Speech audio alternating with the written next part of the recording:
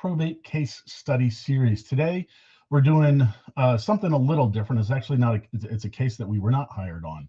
It's a cautionary tale about what happens when you wait too long after a loved one passes away and the serious financial impact it can have. This South Carolina family lost what could have been over $1.5 million for a widow and her young son simply because they didn't reach out quick enough after the death of her husband.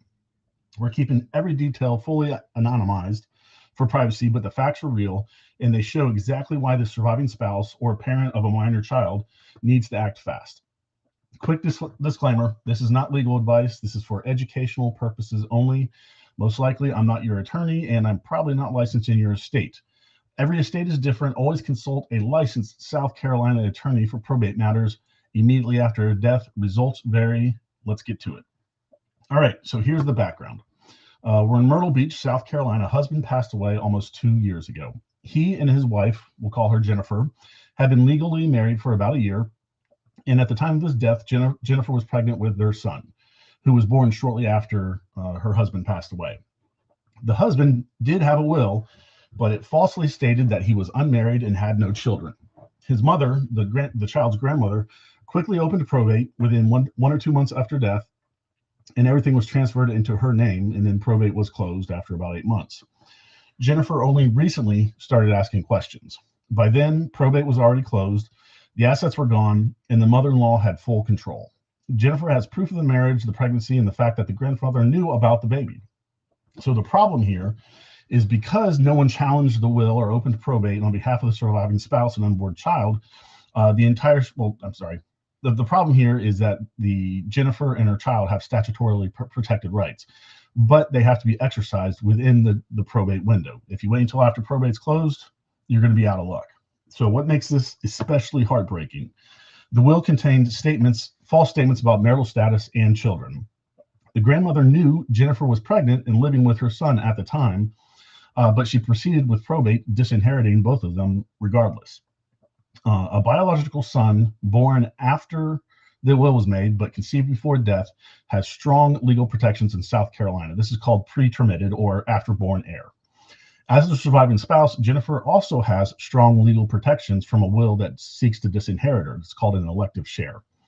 If Jennifer had reached out to us right after death or during the probate process, we could have immediately opened probate with her as a surviving spouse.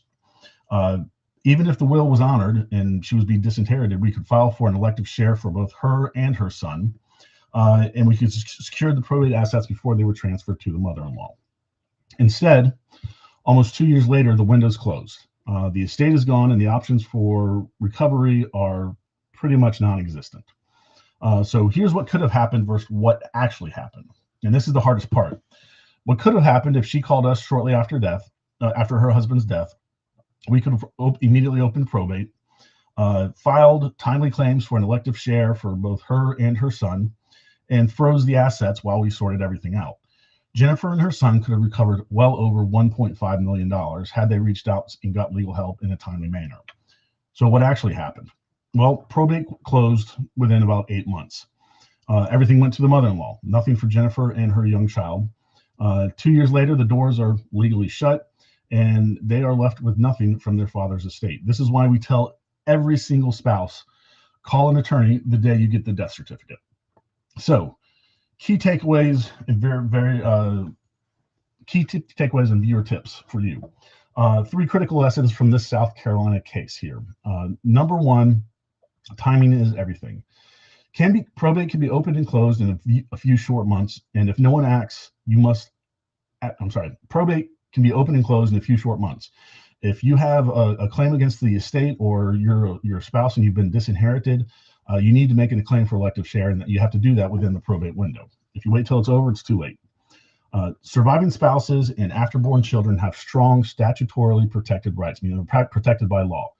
Even a will that seeks to disinherit a wife and a child, they can still recover a good chunk of the estate, but you have to file on time. And don't assume the family will do the right thing. When large assets are involved, you're talking about a multi-million-dollar estate. You need your own advocate from day one. Don't rely upon the mother or father-in-law to do the right thing.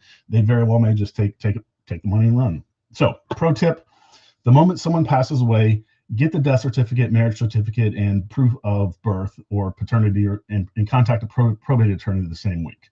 Waiting even a few months can cost everything. So that's today's anonymized cautionary tale.